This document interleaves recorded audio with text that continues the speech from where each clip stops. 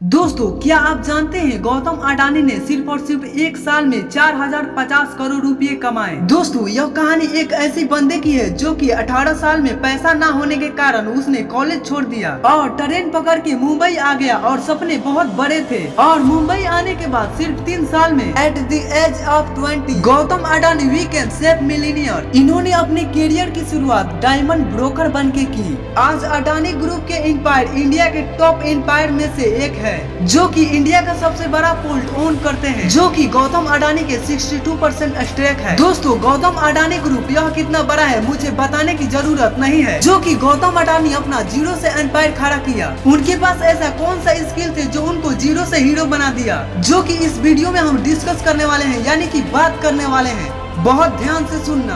आज यह गौतम अडानी एयरपोर्ट से लेकर और बंदरगाह और कोयले से लेकर घर में होने वाले इस्तेमाल तेल तक से भी पैसा कमा रहे हैं। गौतम अडानी यूं तो रिलायंस इंडस्ट्री का स्थापक धीरूभाई अंबानी की तरह पहली पीढ़ी से बिजनेसमैन है, लेकिन आज यह उनकी नेटवर्थ बाकी उद्योगपतियों से कई ज्यादा है। जो कि एक डायलॉग है कि गौतम अडानी ने सिद्ध किया है कि कोई भी धंधा छोटा या बड़ा नहीं होता है और धंधा से बड़ा कोई धर्म नहीं होता है।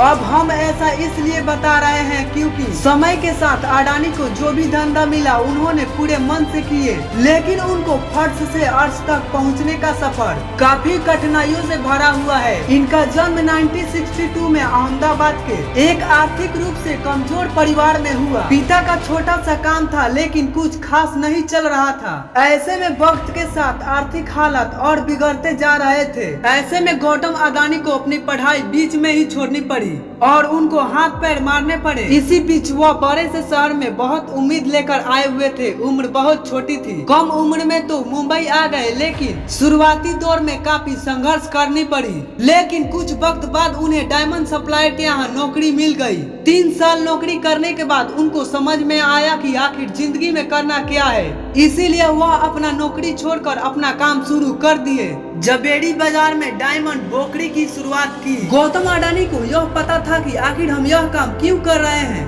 इसीलिए उन्होंने जी तोड़ मेहनत की और कम उम्र में धंधा दौड़ा दिए। लेकिन उनकी किस्मत चमकी 1981 से, जब उनके बड़े भाई अहमदाबाद बुलाया। दरअसल भाई ने सामानों को लपेटने वाली प्लास्टिक की कंपनी खरीदी, मगर वह चल नहीं रही थी।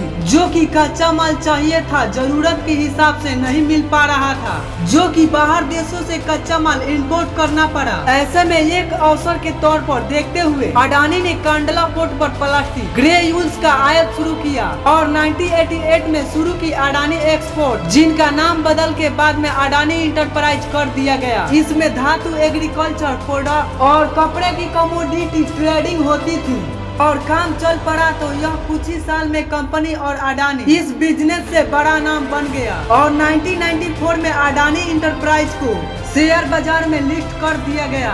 फिर साल आया 1995 में गवर्नमेंट ने पोर्ट में प्राइवेटाइजेशन लाने को सोचा। तब गौतम अडानी ने मुंद्रा पोर्ट खरीद लिया, जो कि लगभग 8000 हेक्टेयर में फैला हुआ है, जिनकी कंस्ट्रक्शन कॉस्ट 50,000 करोड़ रुपया है। इस पोर्ट की जमीन 10 पैसा पर स्क्वायर फीट के भाव में खरीदे थे, जो कि ऑब्वियसली पॉलिटिकल सपोर्ट की वजह से खरीदना नामुमकिन था, जो कि अडानी पहले से ही पॉलिटिकल सपोर्ट पर भरोसा करते थे।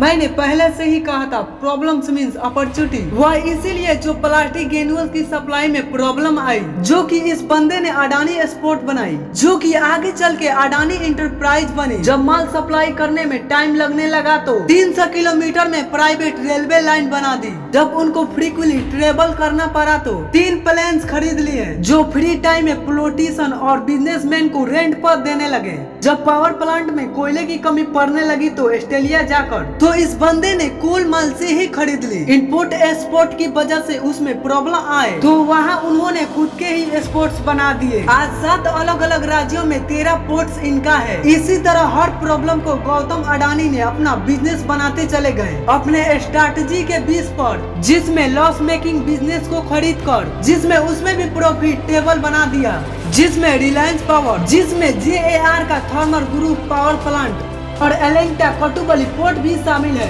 लास्ट 25 महीने में इनका नेटवर्थ बढ़ने का पीछे का रीजन है इनका एक्विजिशन और शेयर के बढ़ते हुए प्राइसेस। जैसे कि अंबुजा सीमेंट और एसीसी सीमेंट को खरीद कर रातों रात सीमेंट किंग बन गए। 2014 से लेकर आज तक 30 से भी ज्यादा मेगा एक्विजिशन किए हैं। दोस्तों कभी कभी लगता है कि गौतम अडानी बिजनेस के शॉपिंग पे निकले हुए हैं। दोस्तों इस बंदे की स्टोरी में लक तो है, लेकिन 1% से ज्यादा नहीं, क्योंकि इस बंदे का इतना एटीट्यूड है जो कि कोई भी प्रॉब्लम इनके पास ज्यादा देर तक टिक नहीं सकती है, जो कि उसी प्रॉब्लम को गौतम अडानी अपना बिजनेस बना लेते हैं। आपको क्या लगता है, ही इज लकी और क्लेवर? कमेंट में आप जरूर बताना। दोस्तों अगली बार आप किस टॉपिक पे वीडियो चाहते हैं कमेंट में जरूर बताना। ये दोस्तों मिलेगा अगले वीडियो में। आपका बहुमूल्य समय देने के लिए दिल से धन्यवाद।